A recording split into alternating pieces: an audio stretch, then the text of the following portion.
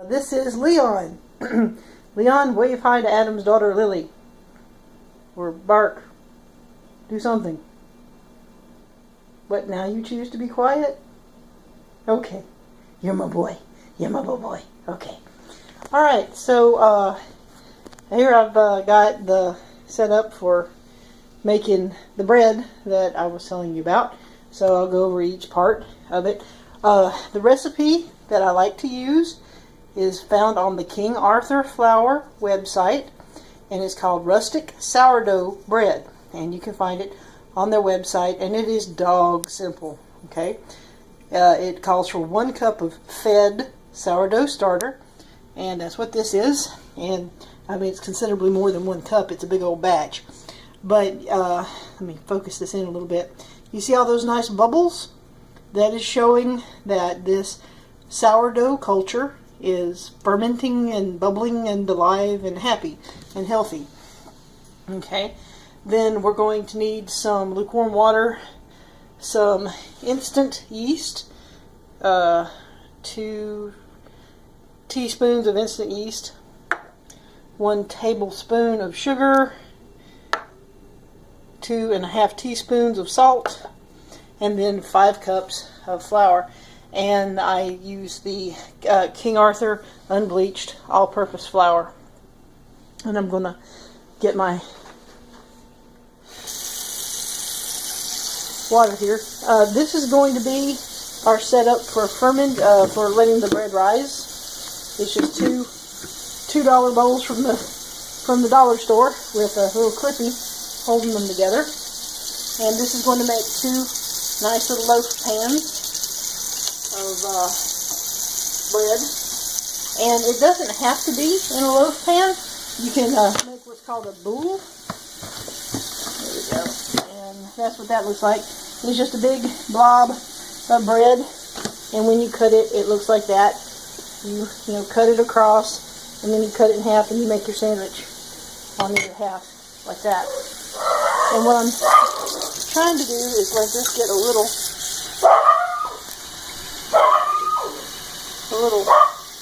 more. There we go. Okay. Sorry, this is not a cooking show.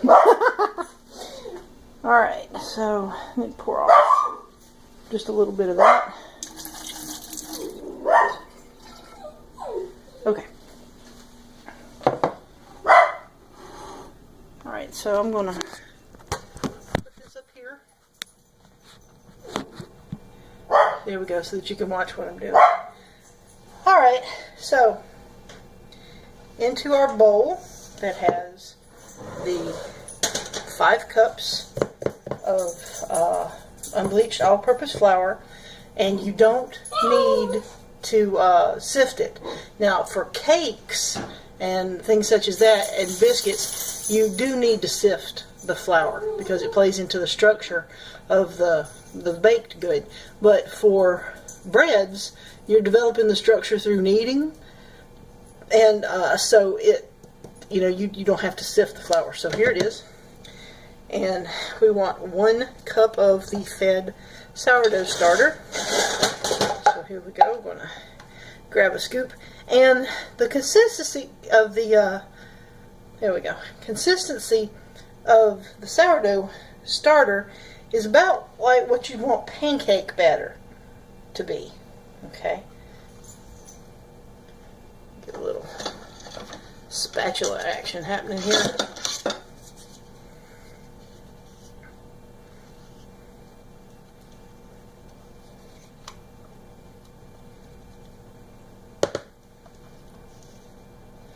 And it smells kind of beery, It has a definite, it's a pleasant, fermenty kind of smell.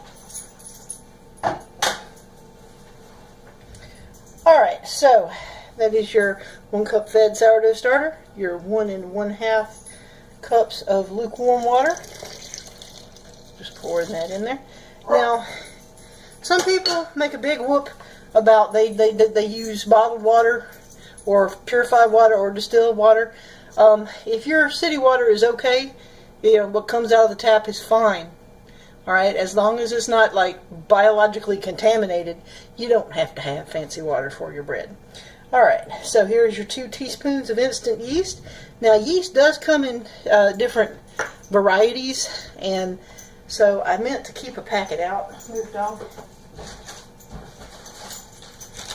I wanted to show you this so that you don't have a mishap when you're trying to fix something. Alright, so here is active dry yeast, and then instant yeast, and as you can see they're from the same company, and the only difference is the coloring of the packaging, and also one says instant yeast and one says active dry. And the only difference is that the instant yeast only requires 1 rise. It's think of it as yeast on easy mode. Alright, so need the sugar and the salt. Alright. And I'm just going to use my little spatula here to slog things around.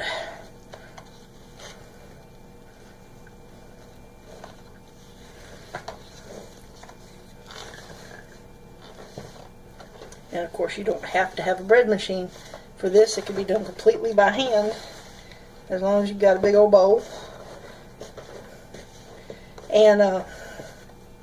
And you can even knead your bread directly in the bowl.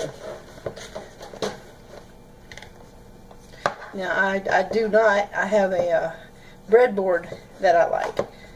Now there was a biscuit bowl I saw one time.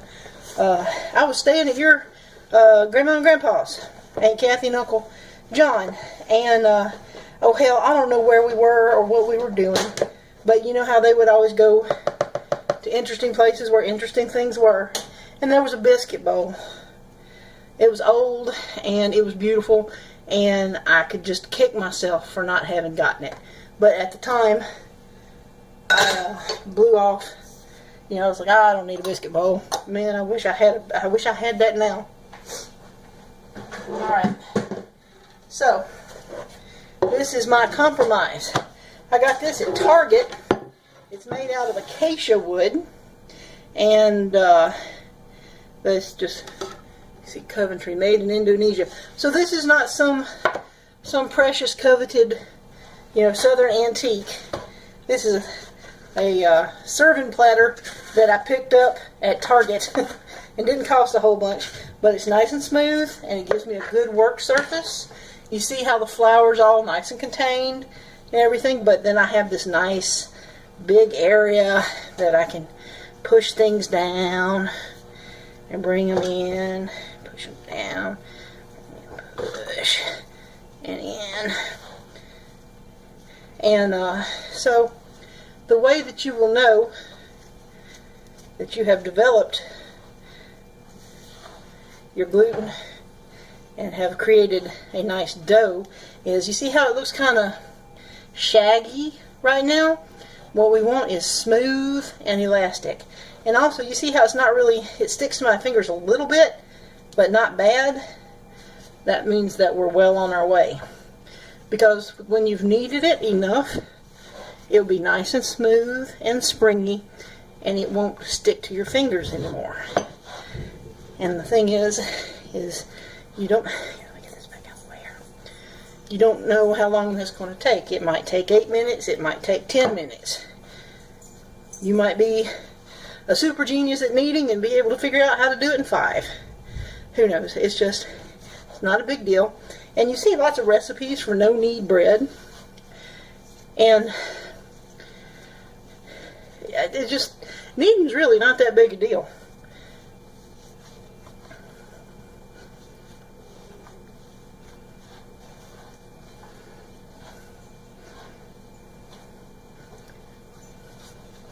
I like to pick up the edge and roll it forward. And then there are other people who have a system. Let me get this extra flour out of the edge here, get it back in. You know, you knead it down this way a certain number of times, and then you fold or do whatever. Really, I don't think the folding really matters all that much unless you're doing a layered pastry like croissants or, you know, something like puff pastry.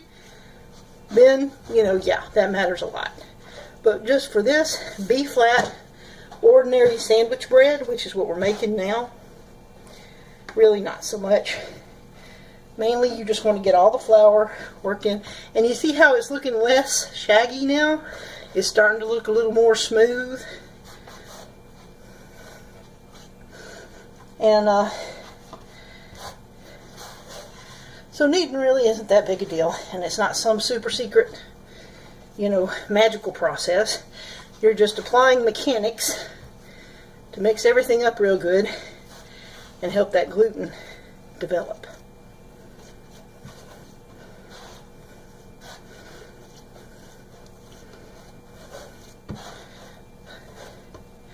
So really all we did was we dumped a bunch of flour into a bowl, added some liquid, which in this case was water, but you know, with some other breads there are other things that you use.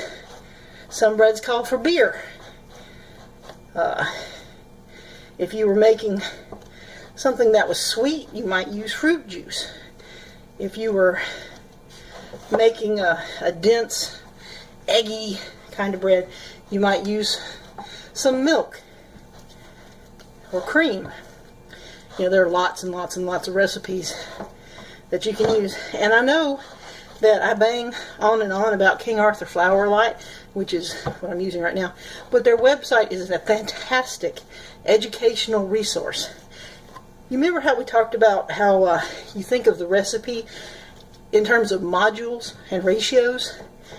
Well, the King Arthur Flour website explains, they have lots and lots of reference material about what the role of each ingredient is in your bread or in whatever it is you're baking.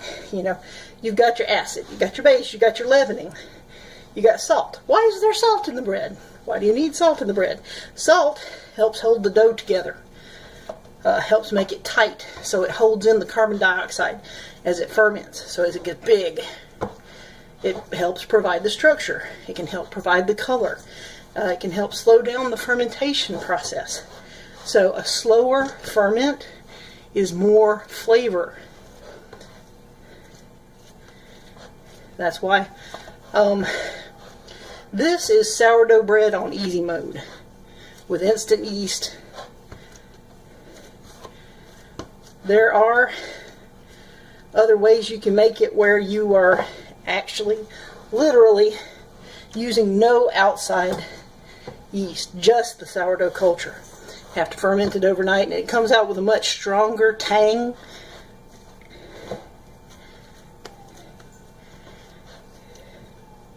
So this is just a mildly tangy, no big deal sandwich bread. And that's the bread that you saw pictures of on Facebook yesterday. Okay, so I think this is nice and smooth now. So, boom, there.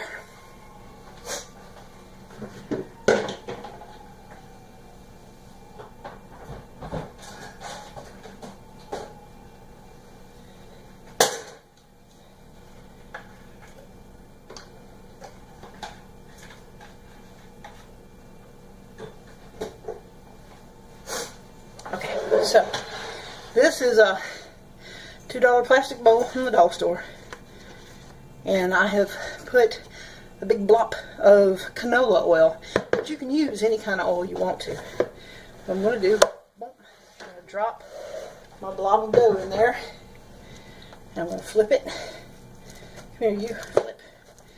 And I'm going to make sure that that oil goes around on all the sides, and I'm going to get oil up the sides of the bowl as well. So there, that is now lightly oiled.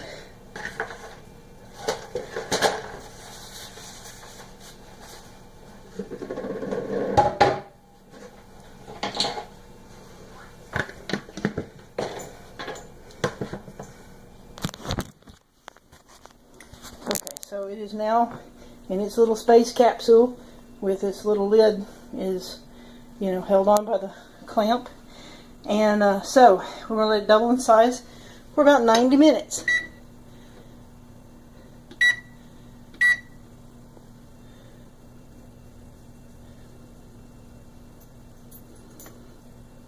There. Alright. So, and then in about 90 minutes, I'll send you the next part of what you do. But really, this was the most important part. What you did was you turned ingredients into dough. And then the next clip I send you will be turning the dough into bread. Alright. Well, I hope that you find this helpful and entertaining. And I really hope you go to the King Arthur Flour website and take a look, because they have all kinds of educational resources available for free. Now this is the crock. Jeremy. There we go. That's so pretty. Kevin gave this to me for a Christmas present. And what I'm doing is I'm pouring the rest of the Fed starter that we didn't use into the crock, so it can go and live in my fridge and be happy. I keep it in the refrigerator because that slows down the growth of the culture, and I don't want it to overflow.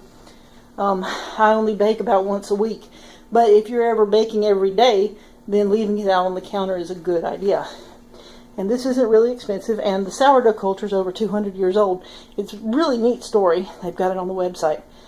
So I don't want you to think that I'm like brand, because for most things, generally, cooking is basically just take this thing which is nourishing and wholesome and put it with this other thing that is nourishing and wholesome, and prepare it so it tastes good, and then stick it in somebody you love. That's food. There are occasionally things that where brand does matter. I like King Arthur flour because of the mix of wheat that they use, but I love their website because it has so many educational resources. It's like, if you look right here, the Baker's Helpline. Come on, focus. Why aren't you focusing? You're being that way. Come on. If I do this. There we go, the Baker's Helpline. You can call them. That's just not going to stay in focus, I'm sorry. But you can call them with baking questions, and there's a real live person on the other end, and they answer your questions. I called them right before I started this, because I usually use kosher salt, and I had heard, but it's pretty fine. I use a pretty fine grind of kosher salt, but I wanted to make sure that there weren't any problems with, substituting if you only had, what am I trying to say? If you only had table salt, like Morton's, when it rains it pours table salt or whatever, would it make a difference? And the size of the grains does make a difference, but for a regular fine ground, here I'll show you. See, I use this. And it's cheap. It's not special. It's not fancy. It's not from the Himalayas. But it looks very similar to what you get. Oh, well, that's black pepper. Here, okay? The grains come out pretty much the same. But be aware that there are kosher salts that are a much heavier grain, bigger, big crystalline structure's different and everything, and it takes up more room in your measuring spoon. So a teaspoon of kosher salt can be different from a teaspoon of table salt. And we talked it out and decided that it was a 1-to-1 substitution. So sometimes things matter and sometimes things don't. And the thing is when you don't have a lot of money for ingredients and you're pressed for time and you're just trying to figure something out, just experimenting can get expensive, both in terms of money and time. And, maybe you can't afford to throw out a whole batch of whatever. So it's always better to ask and find out and learn as much as you can. But there will be times when something does not turn out the way you want it to turn out. And you know what? It's okay. It's just food. We do live in a time where, you know, there is something else in the pantry. So you might be disappointed when something doesn't come out right. But, you know, it's not the end of the world. Just, you know, do it better next time. Figure out what went wrong and don't repeat that.